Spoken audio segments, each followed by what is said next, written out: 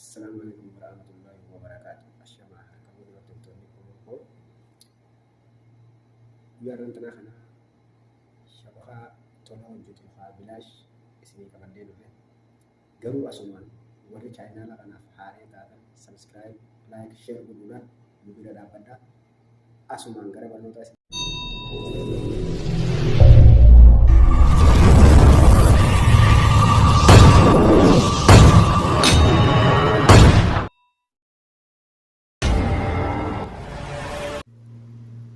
asumaan gama barumsaatti yeroo dachaanu inni kuni H2Ls warri moobaayilii 60 itti fayyadamu akkuma laafee jira. Amma kun moobaayilii 60ttis haalaan hojjeta jechuudha.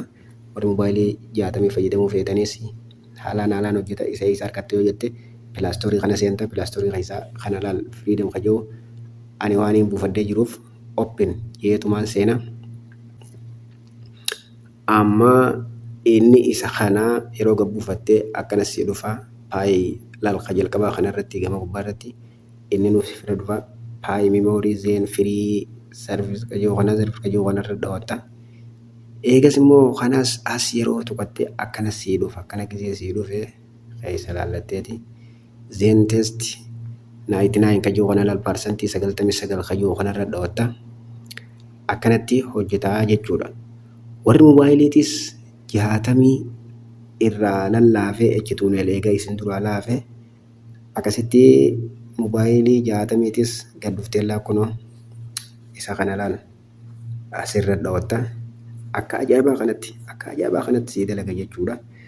Kunis asirra dalaga jechuudha. Qazeeniidhaan beektaa harkaa jirtanii obboleeyyan koo irraa fayyadamaa isiniin jaa ammaan tana.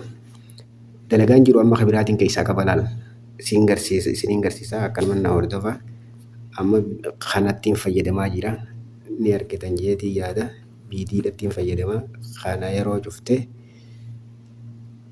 akkanumattiin isa akkasitti asiin kana gisee tuutee akkana goota jechuudha.